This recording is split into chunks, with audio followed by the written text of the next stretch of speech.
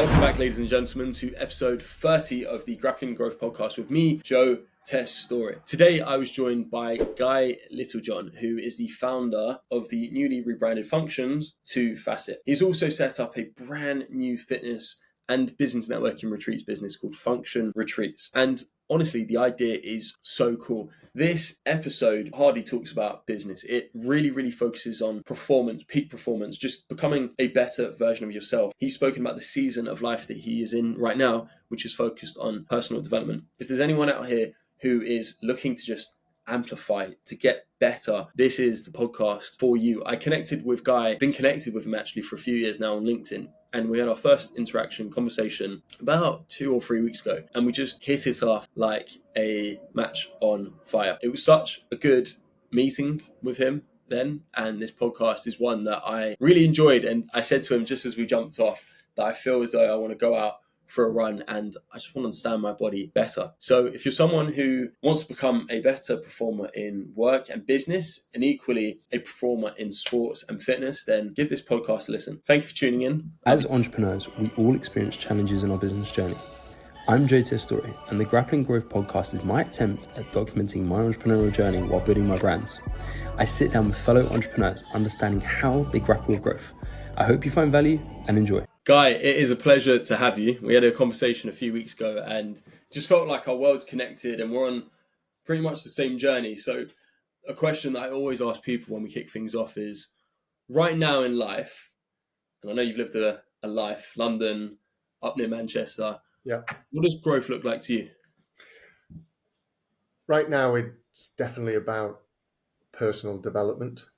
I think what I'm looking to do, I suppose, to jump forward, to come back, is I'm looking to be hard to kill in later life.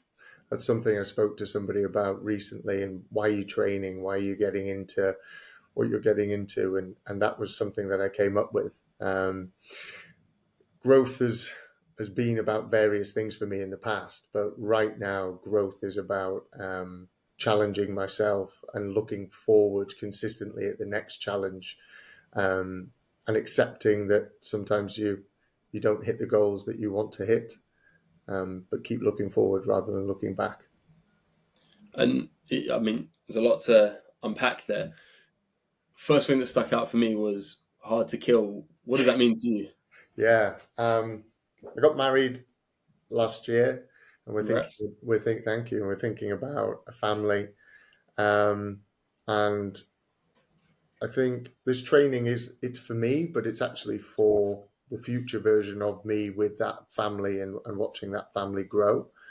I want to be the healthiest, the fittest that I can be. And I want to be around for a long time. Don't want to have days off work, being ill. Very fortunate. I don't really get many coughs, colds and things. But when there's serious, let's call it diseases or infections, maybe come knocking like they do in later life, I want to be really hard for whatever that might be. And it's only an if to take a hold. And I think if you have strong VO2 max, if you have some muscle density, I'm not the biggest guy. I'm not talking about being like a bodybuilder, but and low body fat. My reading over the last 6 months or so has said that makes you hard to kill. Your weaknesses are less, so the entry points for something, whatever that might be, are few and far between, and that's a real focus. So, hopefully that makes sense of that comment. It does. And you mentioned now you're in a season of personal development. Now, I know a lot of people, as I'm sure you do, who never ever embark in the journey of personal development. Yeah. Is this something that you've always focused on in life, or is it something that you've really taken as a priority over maybe the last few years or so? I think regarding the health and fitness side of things, the nutrition and everything that comes with it, it's been the last 12 months, nearly to the day since that really started to kick off. But personal development has come in many different forms. I think at school, it was about being the best tennis player, the best rugby player. It was about getting into university, because that's what, certainly when I was leaving school, that was the most important thing to do. I think the mindset on that has changed a little bit, but it was about going to uni, making new friends, living away from home for the first time. And probably the growth there was how big a circle of friends can I have? I think that was probably the factor that was important. And then in work, straight after uni, I moved down to London, and it was about, I remember looking at a sales director's role and the roles and responsibilities that they had within that. And I said, I want that in my early 30s, not in my 50s. So then it was moving through the workload as fast as possible to be able to tag on to a couple of recruitment consultants who then headhunted me into several different jobs to jump and climb the ladder. Then that world in London was very, very exciting. I could tell that I was sort of stagnating and maybe even at the fear of going backwards. So then I gave up drinking, and that was the growth. And from there, the health and fitness has just slowly taken hold. So it's definitely come in different forms, and my focus has been different, relationship building through university, knowledge building in business and in work, then personal development in terms of stopping drinking, setting up my own company, and now obviously more into their health and fitness and really caring about what goes into my body and how I put it through stress on a daily basis. You mentioned about it's nearly a year to the day since you embarked on this fitness journey. Yeah. What was the moment a year or so ago that you just said, that's it, I want to take this to the next level? Yeah, so since stopping drinking, I was playing quite a bit of tennis every week, joined a fabulous club here with a great community near my house. I was playing five-a-side football with a few guys twice a week. And particularly the five-a-side football, that couple of hours every week completely blocked everything out. And I'm sort of setting the scene a little bit. I did that for a couple of years, went into the gym, got a personal trainer in the early part of 2023, about 6 months before I got married. Then when I got married in May last year, went on honeymoon, came back in the middle of June type time. And I was speaking to some people, and I said I was playing for football and it just wasn't doing it for me. I was thinking about work, and when I was playing tennis, I was serving, thinking about that client or what that email had said or something. It just wasn't blocking it all out. And I remember saying to somebody who had met sort of a part of that journey, the football and the tennis and the weightlifting in the gym and just, trying to fit my t-shirt a bit better isn't doing it for me anymore. And he said, have you heard of high rocks? And have you heard of like fitness racing and triathlons and things like that? Because knowing you as I know you, and I'd only known him for a period of time, he said, I think the growth mindset principles behind it all, you've got an end goal and you've got to work every single day to chip little seconds off here, there, and everywhere, would really suit you, because the business owners that I know, and he's a PT and he just trains founders, he said they've all sort of got into it a little bit in the last couple of months. So at the back end of September, I went to a gym, not like a classic gym that we see. It's a unit set up for functional fitness, which is a fancy word for HIIT, which has been around for a long time. And the moment, to answer your question directly, was at about 6:45 on some Thursday morning in September last year, where I realized that 45 minutes had just completely humbled me. And I thought I was quite fit. I walked in, had a look around, thought, I'm in better shape than this person, I'm looking a bit good. And they wiped the floor with me, all of them, absolutely all of them. So I went from thinking I was quite fit to realizing I was not fit. And I suppose part of the growth journey a year on, I don't even think I'm fit now. The more you surround yourself with different people, the level changes. So yeah, that moment was nearly 12 months to the day. It was just a humbling experience, but the community and the supporting nature, everybody coming over to me and saying, it's tough. And, and I'm there, can't even speak properly. And just in, buckets of sort of sweat, my t-shirt is soaking. And I'm like, wow. And I got back what I was getting from five-a-side football. I got that back because I completely blocked everything out. And then the feeling that I had afterwards, I felt horrendous for most of the morning, but the feeling that I had during it was just so addictive that I then went to class 2, class 3, class 4, and it's just developed from there into, wider sort of hybrid training of running and cycling and all that types of things. So, yeah. They say a lot in martial arts and CrossFit, and anything that you can maneuver away from what you're thinking about day to day, it is like a bug. You're in this zone where, and I've been there before, where you go to play football or you go to train so you cannot think about work. Yeah. And this is a big problem I see with conventional gyms is people go in there, they do their reps, and then they go on their phone. Yeah. And they do their reps and they go on their phone. Yeah. And I just think you're probably not doing the best, or you're not even close to anywhere near optimal to your performance. And one thing that I've done is I've started working with a friend who's a coach, and even just he's just got a training program there for me. So I know, okay, I'm lifting these weights, I'm taking a 90-second rest here, and I'm doing this many sets, and it's more purposeful. And I think where a lot of people lack is purpose. And I remember something you said to me a few weeks ago when we spoke is, if you speak to people, they probably know their business metrics, their inflows, outflows, their P&L statements, but most people don't even know, or they can't even tangibly track their progress. No, they don't. And I did a post on it on LinkedIn yesterday, and I've been asking people recently, they've been talking to me about their business, and I've been asking them, if I give you 10 million quid, would you sell your business? They're like, yeah. I'm like, but then if I give you that 10 million quid and you only had a month to live, would you take it? And they said, no. I said, so health is the most important thing. Yeah, of course it is. Tell me any stat about your health. How fast do you run a 5K? How fast do you do a 10K? How fast do you do a half marathon?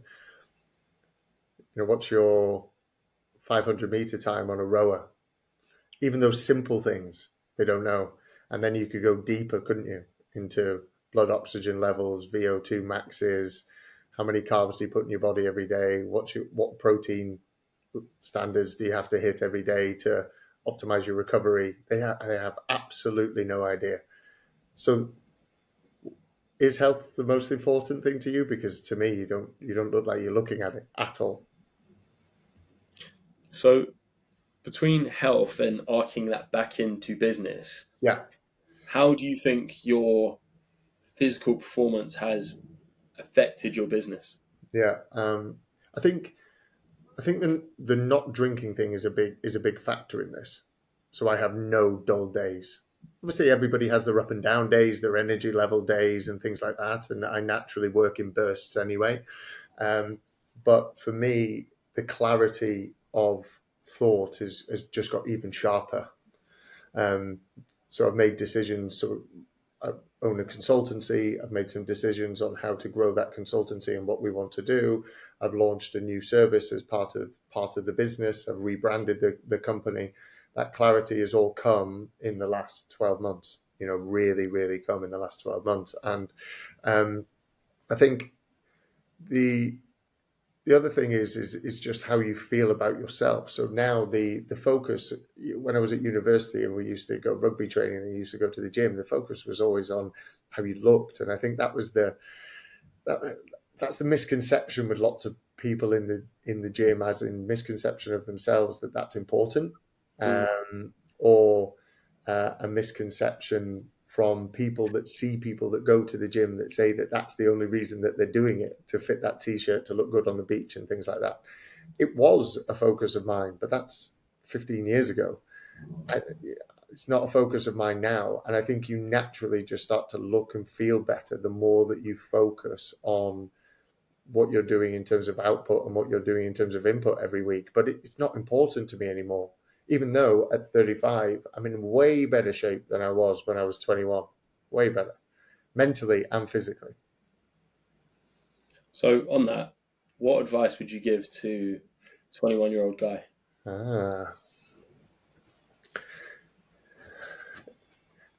It's a tough one, because I don't have any. I think everything that I've done in life even though through the ups and downs of my 20s, has got me here and all those experiences. So I would say have as many experiences as possible, whether that's work abroad, whether that's move cities often, challenge yourself. I went to multiple different schools when I was a kid, which I think lots of the modern society would say that's not a good thing to do. But I've met people that said you are the way you are because of that. You had to learn and adapt consistently. You had to make new friends every 18 months Mm-hmm. in a new place, in different countries, 3 different countries in the British Isles. What countries? Scotland, England, and Ireland. I lived all before being 12. And multiple places, particularly within England.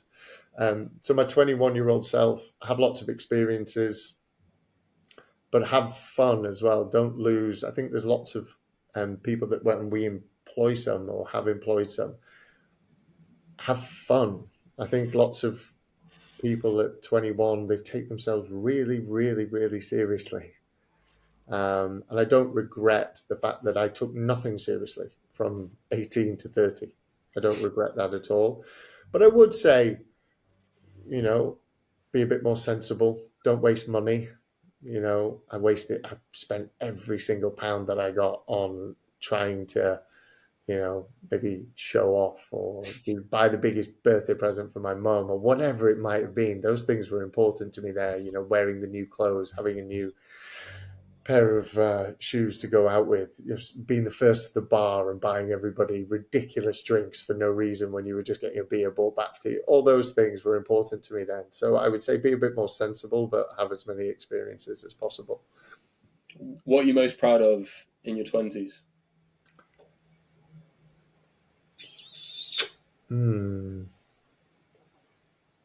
Career.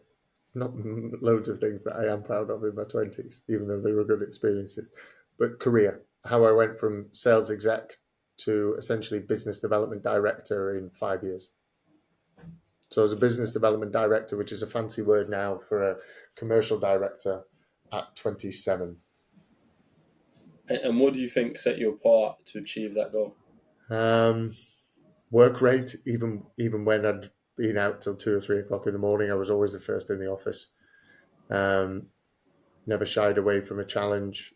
Was very much a yes person in the right way to superiors at work and to clients. Was people focused first.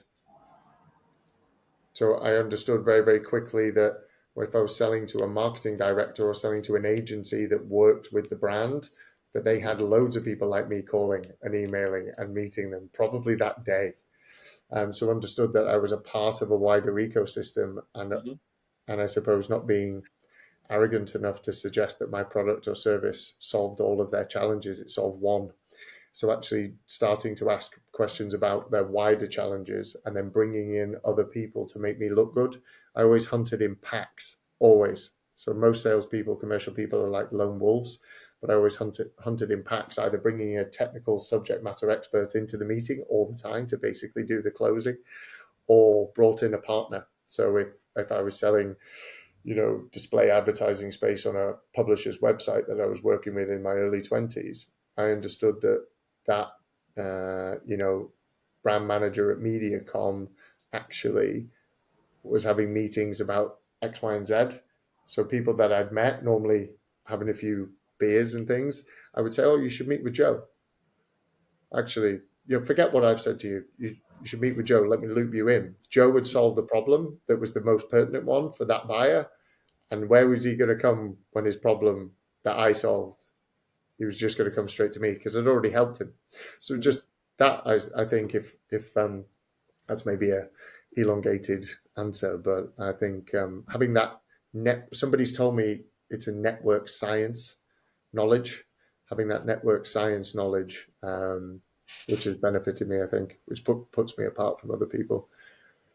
I think a lot of young people nowadays are really struggling with, they want these big monumental results and hit these aspirational goals, and they want to do it overnight. Yeah. And when you tell them that this is all the work you have to do in order to achieve that goal, they just expect to do that much. Or there's a bit of entitlement where they think, I deserve this. And I think the modern way where a lot of people network nowadays is just solely through social media, which I think goes astray. And one of my mentors is fantastic. He set up in-person meetups and you're networking with multiple people. These meetups are great because these are in-person connections. And I guess this segues well onto the function retreats coming up. Yeah. But people, I feel like it's a dying art of networking in person. So in your opinion, why do you think that's dropping by just the onset of social media? I think because too many people are just turning up to these networking events. Let's call them events. The events sector, if it is such a thing, is broken, and there are loads of, and we could go into it for a long time about how I see it, and obviously why the retreats have come up. But networking is available to anybody. The people organizing the networking events don't put any blockers on who can come. Mm. So you're in the room. You and I have spoken about this before. You could have a SaaS recruiter over there, agency owner over there, 3 competing agency owners sat next to him or her, accountant over there, lawyer over there. You know, the list goes on and on and on and on, depending on the networking event. To get real meaningful connections on a personal level is really difficult because you know nothing about the people there because they keep that in a black box. But then to get real meaningful business connections, there's nothing that a builder and a SaaS recruiter have in common at all. Mm-hmm. Not at all. Even the way that they work. We've moved into a renovation job. Builders don't respond. Recruiters respond really, really quickly. Even the way that they are as people. So how are those people going to do business together outside of the fact that they serve B2C and B2B? It's complete. It's so pointless. And I think that's why people, although they don't admit it, start shying away a little bit from networking events because there is no return on investment. And we work with some clients now. We've got some young sales guys in there. And he says, I want to go to this event. And I'm like, why? Tell me why. And he can't. Just to make him look busy, which is why I created the consultancy. We've got a part-time business model because I time-stamped a load of salespeople, a load of partnerships people, a load of marketing people. And actually, if they focus on revenue-generating operations, they work part-time every week because they were just tea and cakes meetings. It was fluffy. It's just to be seen, to be busy. It's for the social media tags. You see everybody tagging like competitors in. They don't. It's people being too nice, I think. And the social media side is, it's killing sales.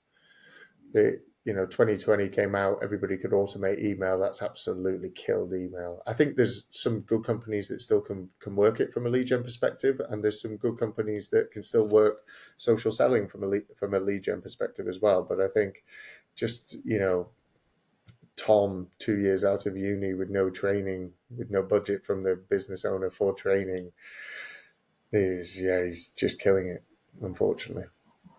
What do you see as I guess, events are there as well, and what you're doing in functional fitness, but what do you think is the next big sales marketing innovation that's around the corner, if you could see around the corner? Yeah, that's a good question. I think more and more and more people will start to work part-time within jobs for a number of different reasons. But I think it suits the business owner, it suits the person, and it suits the job role that it's needed. So I think that will be a fundamental change and something that we've pushed since the middle of 2020. It took a while for people to get their head around it, but they get it now. So is that what you're implementing in functions now? Yeah. So the original business model, was called Facets, but now Function, the business has been rebranded. The consultancy, that's what we deliver, is basically part-time sales and marketing directors in our client's business that drive revenue, and then on the other services, obviously the retreat. But round the corner, I think that somebody needs to continue to shake it up.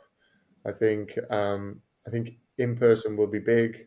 I think there are some smart ways to get out opportunity from what's available now. But as long as it's not an AI sales bot or an AI somebody doing creative, which I'm sure has its benefits, and there'll be some amazing technical adaptation of what's happening at the moment. But people are buying from people again. It went away from that for a few years. People are buying from people.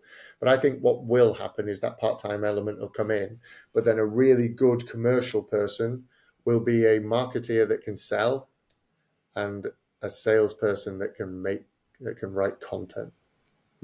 I think that will happen. So people won't hire sales and marketing. They might hire part-time sales, part-time marketing, but they just hire one commercial person or two commercial people that can do it all.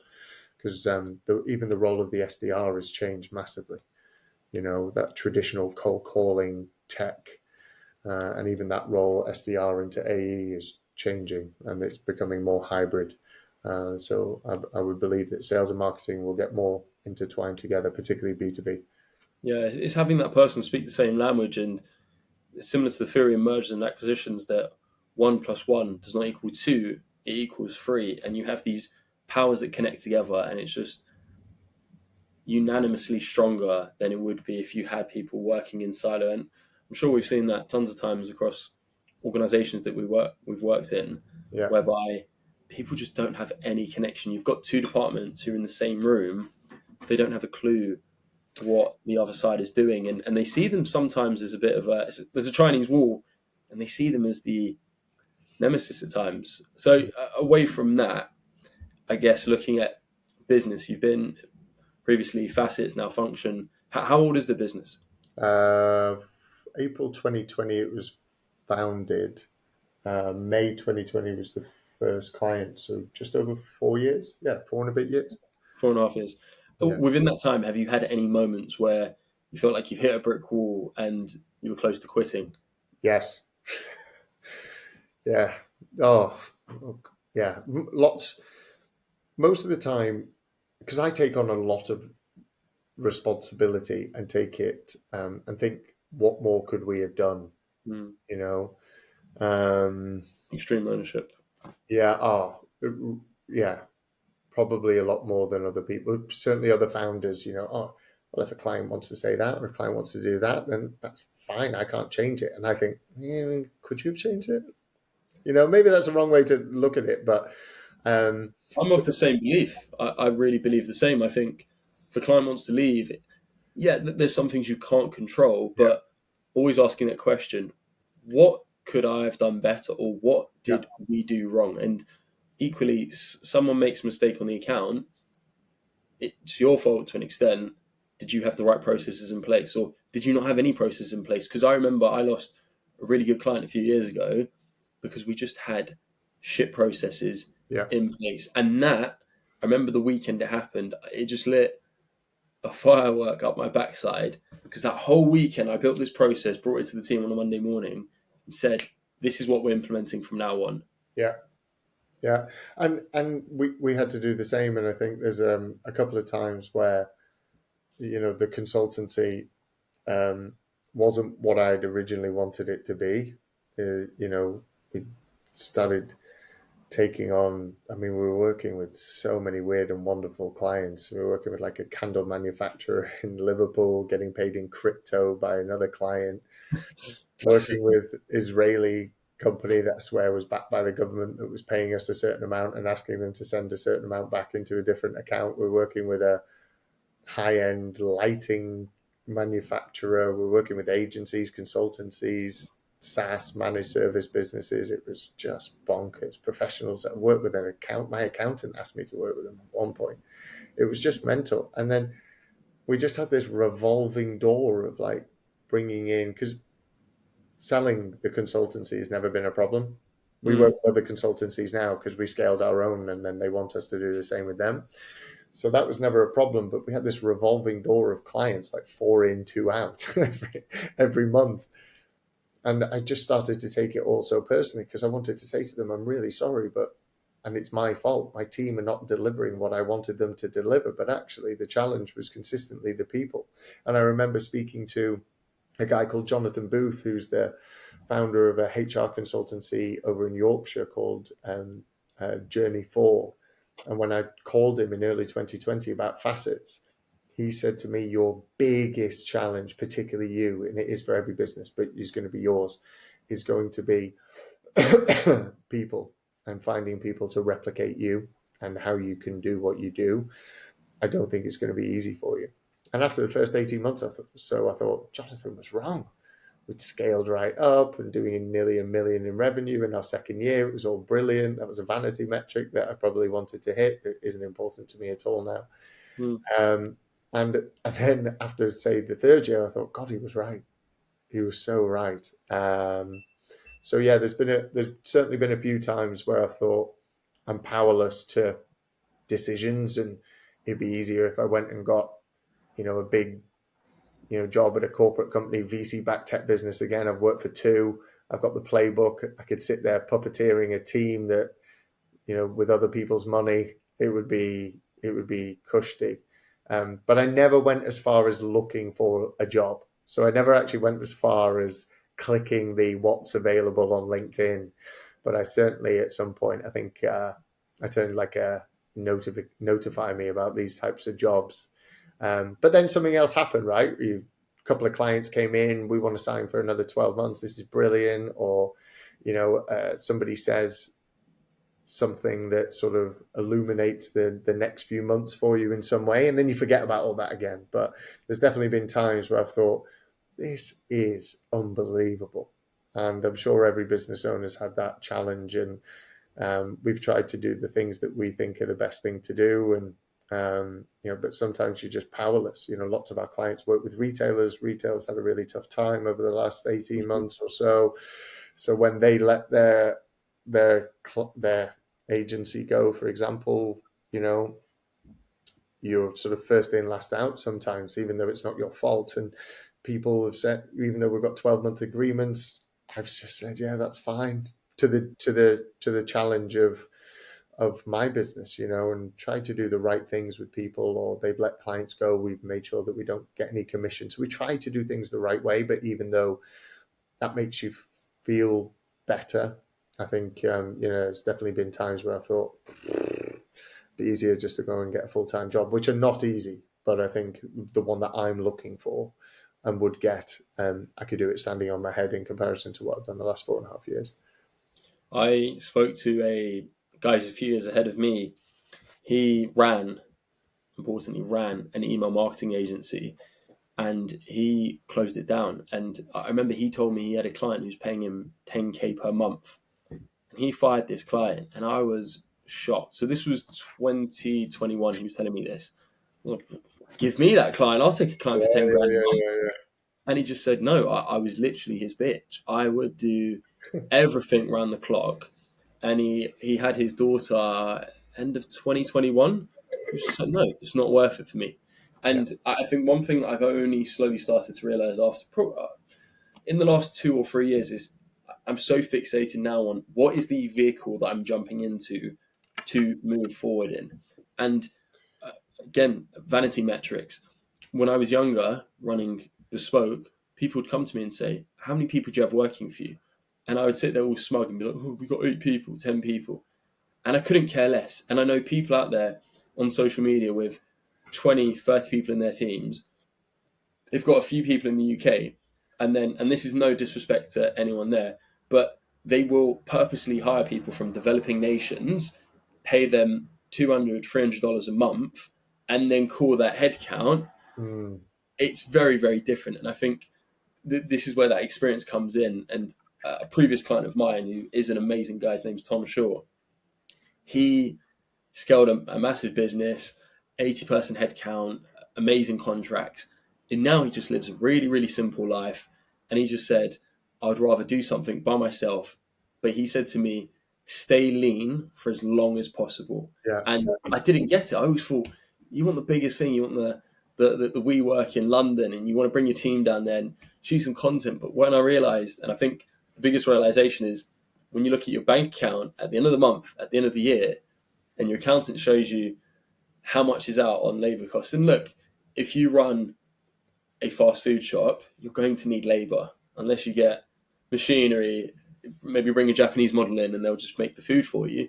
But there's certain businesses that you can get really clever on. And just, again, as you said, it was important to you hitting that £1 million ARR run rate. But when you take that step back and you actually think, what am I doing this for? And now you're in a season of personal development where you're focusing on your health, fitness.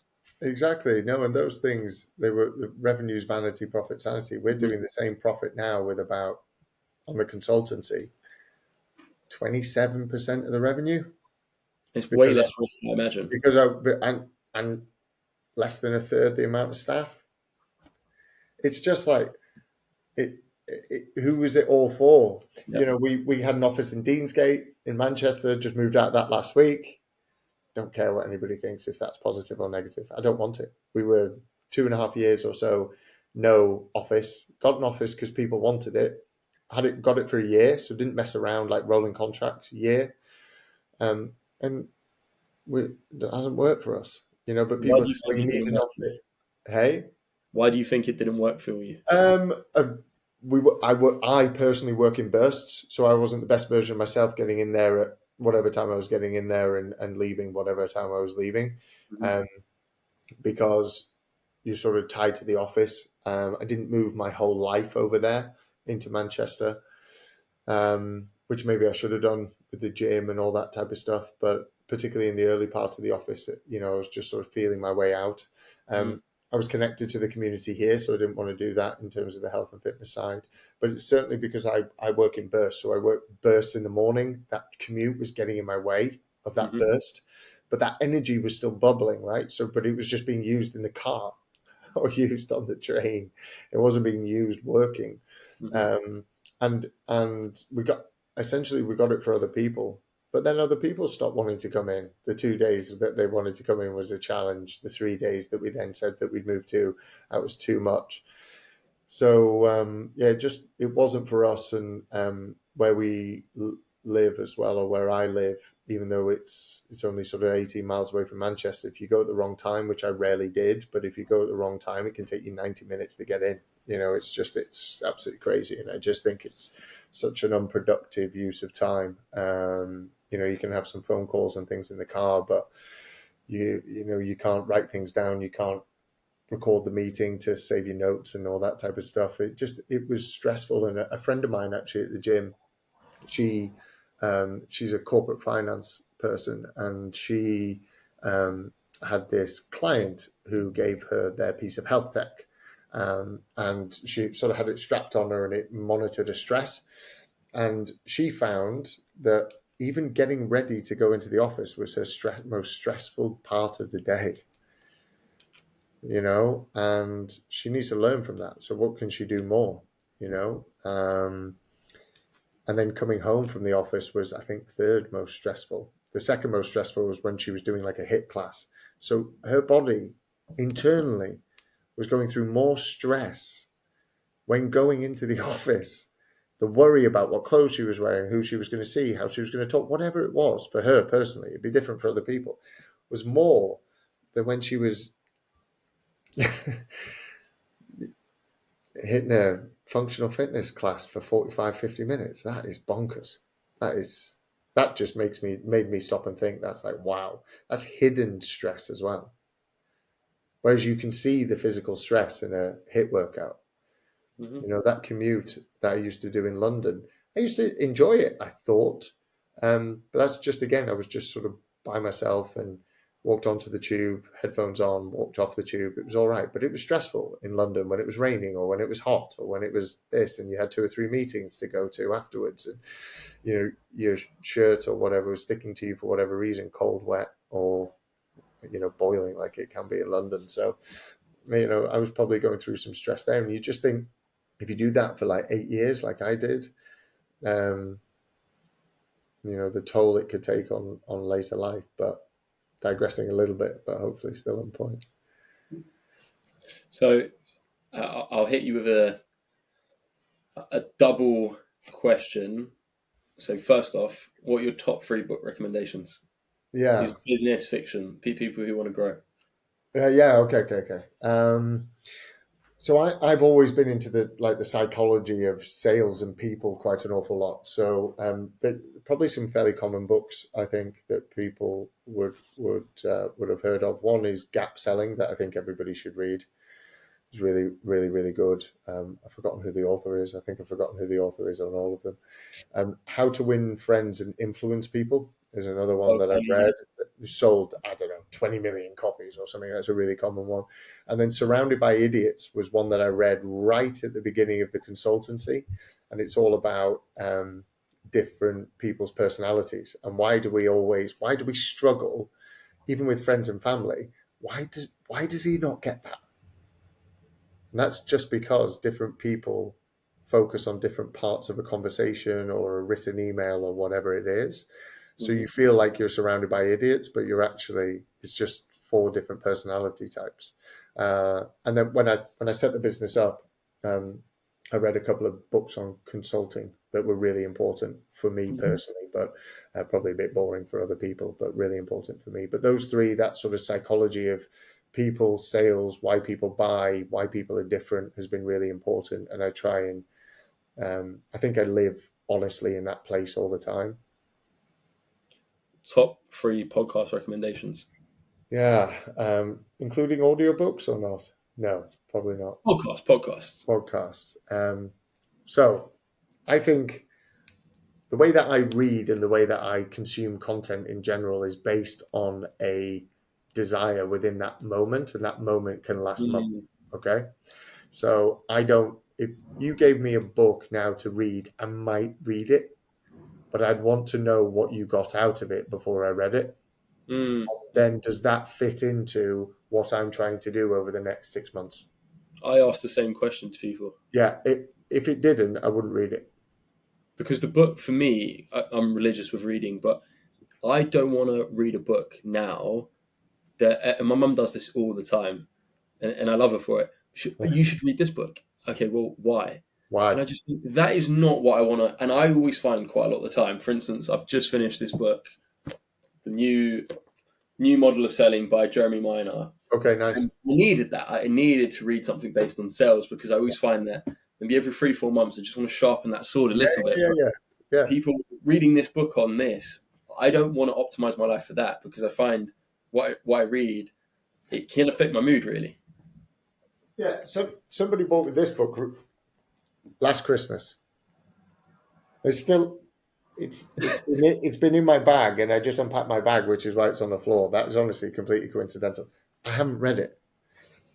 10 minutes to a day to a calmer, happier you. I feel calm and happy, so I'm not going to read it. That's it. You know, does that make sense? But the podcast stuff, I used to listen to a lot of Joe Rogan, but just for the wild, crazy guests that he used to get on there. I found it quite entertaining. What's happened recently, the podcast that I'm listening to, there's a guy called Hunter McIntyre who is the fittest man in racing. He's like a High Rocks world champion, but he's got such an incredible life of what he did. He's an ex-drug addict.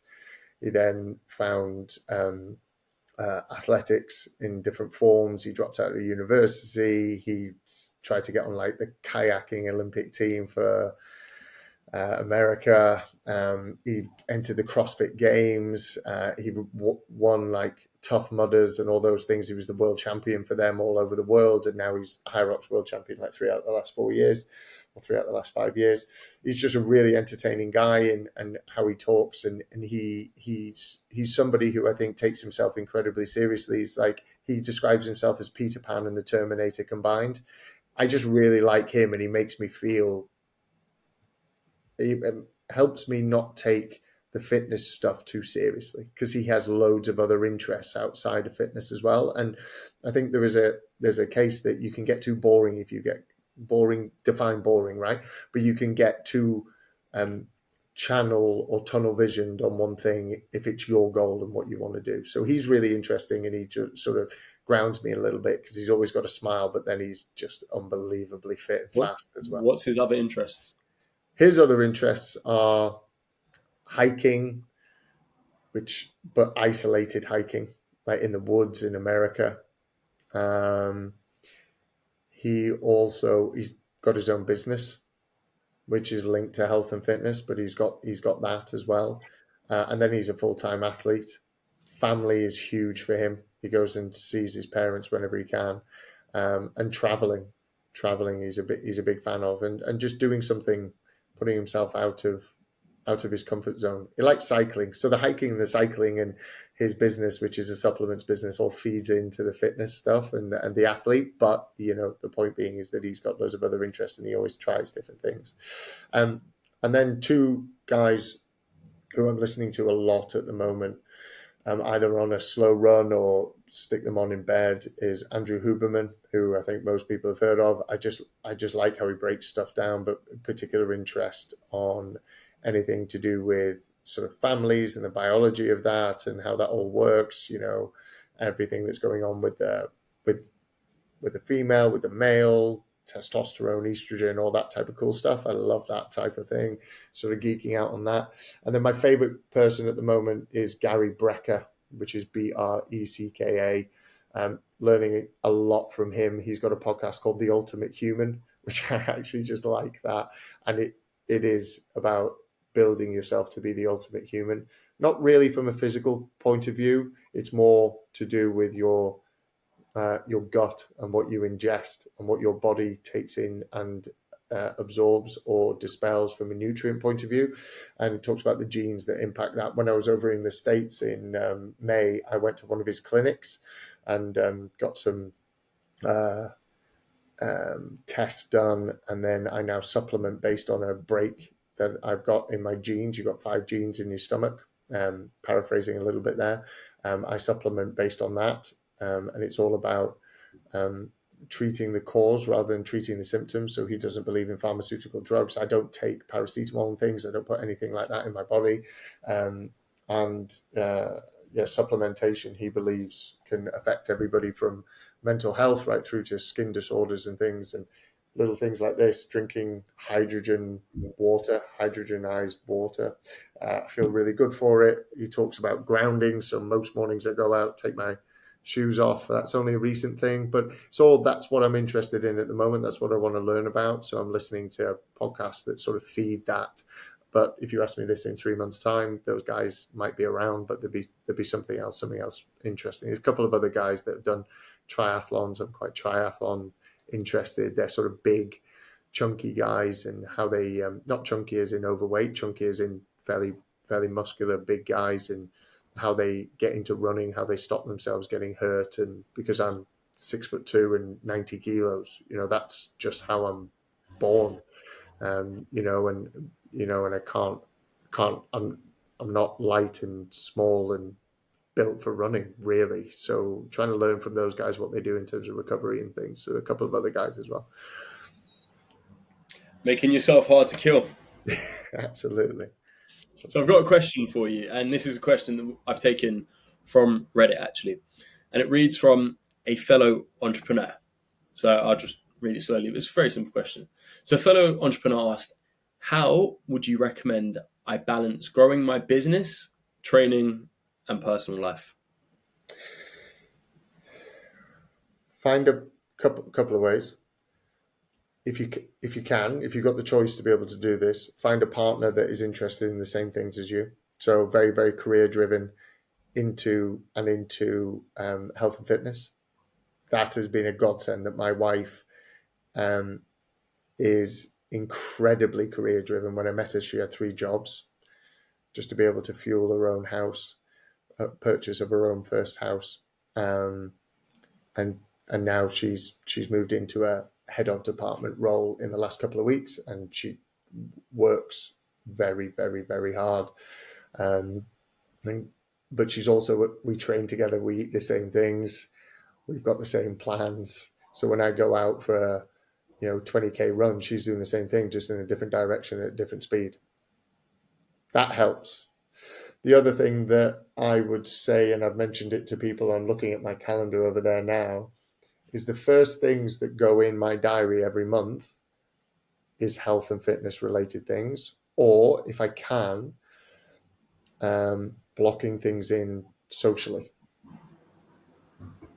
as well first, and they do not move. And then work revolves around it. So, and they're color coded. So like orange is when I'm having some me time or some health and fitnessy type time. So that could be anything from having a physio appointment to obviously going to a morning class to going for a run. But also on there is like the gigs that Emma and I have gone to, when we're around friends for barbecues in the summer, when we're going out for dinner with Emma's parents. That is all orange.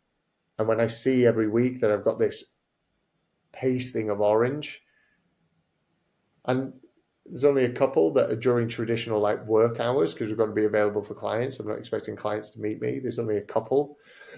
One on a Monday afternoon, one on a Thursday morning, like 9:30 and 3:30. But I see that orange and then everything else just fits around it, but it makes me feel really, really positive. And then, I don't have any stress at home because Emma's into the same thing as I am. So if she's watching the TV and I'm having to do some stretching in front of it, she's not bothered. She likes it. Actually, then makes her do it because she feels bad she's not doing it, or vice versa. She goes out for a run and I'm like, oh, sore. Makes me do it because, we spur each other, we make each other better. So that's been a positive. I like that answer. I really, really like the answer. And I think I was listening to Hormozy yesterday, and I remember hearing about the biggest factors as to how wealthy you will be comes down to your postcode, but then your reference group. And I guess I'm going to coin it now, your reference partner. Your partner is a reference of how successful you're going to be. If you've got a partner who just wants to get pissed every Friday, Saturday, or is lazy, then it's just going to be infectious. It's something that if they're telling you it's fine to press snooze on the alarm at 7 o'clock in the morning and you're consistently waking up at 8:15, or you're just giving yourself those excuses. But as you said, if you've got a reference partner who is like Emma, and she can be the beacon for everyone out there, you can tell her that came up, then it's just such an adjacent switch that I could imagine it just makes it so much easier for you there, and that pushes you there. And I love the fact that you have color coded your calendar. And it's something that I've started to embed into my life. And now, and a year ago, I was awful. I wouldn't know what I was doing on the weekend. When I was training this morning, I knew I was hitting the gym first thing, and I've got social plans this evening. And then I know religiously from 9:30 this morning until 6 tonight, that is me working. And probably something you do as well, but I try to be really, really purposeful as to when I have my meetings. They're really close together. Yeah. So I don't like that switch over between I've got a meeting and then I'm going to wait an hour, then I've got another meeting, then wait half an hour. Then it's put them all together, and that's it. So yeah, no, I love the answer. I love that it came on the fly as well. Yeah, no, nice. No, I appreciate it. Yeah, no, it definitely helps that Emma's into the same things. And I know that people change, right? So one partner might get into something and the other one doesn't follow them. But we're very fortunate that when I went to a couple of those classes, last September, I came back and she just saw us buzzing and she was like, shall I go to one? I'm like, yeah. And then she was Like, take that drug. She's more into it than I am. Loves it. And she's got new friends, or the girls meet, they go for runs and coffees and like fancy smoothies, and they go to, cold water dipping together and stuff. It's class. The boys do that a little bit, not quite as much, the runs and stuff the boys do, but the girls take it to the extreme, and I love it. She's just met this whole new group of like-minded people around her, which is fab, but we've both got that going on. But yeah, it definitely helps, which I know everybody can't dictate. But I suppose if you're listening to this and you don't have a partner, go and join those running groups, go and join that gym and find somebody that's there, and find somebody with similar interests to you right from the get-go. And I knew that about Emma when I met her, and essentially we make each other better. That's one thing that everybody around us sees. There is nobody from her parents to my parents, friends, family, brothers, sisters. Everybody knows that we make each other better. But that is because we had a similar common interests, soft ones to start with. But it was her desire. Those 3 jobs that I saw, I was just like, I fucking love that. I love that. She was working in HR as like a HR assistant, and she was working at a pub like on the evenings, and she was like babysitting dogs and stuff. So they weren't like massive jobs. And now she's head of HR for big media agency, but it took us some time to get there and to focus. It's absolute respect. It's amazing.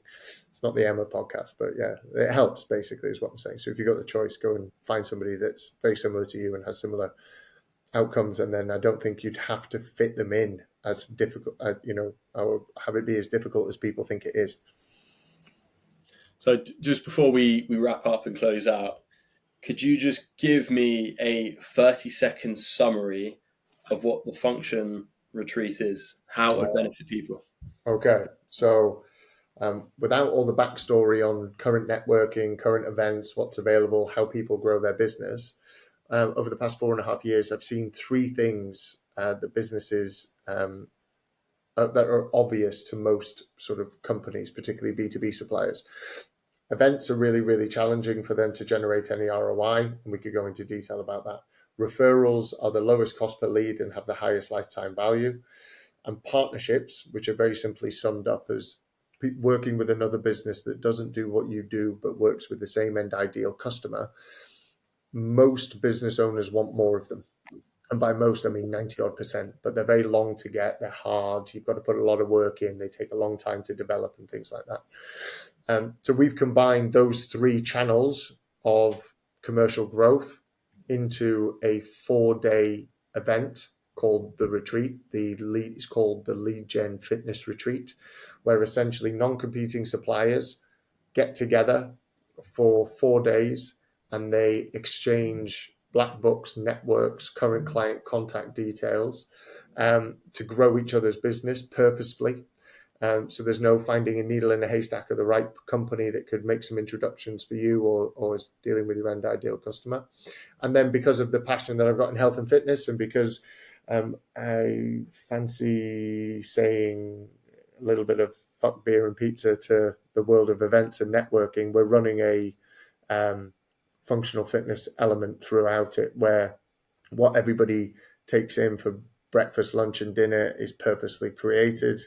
What everybody eats around sort of snack time to fuel their bodies is purposefully created. And then we have an amazing guy, the guy that's owner of the gym that I go to, Adam Corlett. He's joining us, and his team will join us for the mind and body development side of things. And he's just been transformative for me, and I'm 100% sure he's going to be the same for everybody else that's there, no matter what part of or what stage of the athletic journey they're on. So yeah, purposeful networking, some lead generation with some functional fitness ran throughout it. No booze, no pizza, and healthy mind, healthy body, healthy pipeline. That's the plan.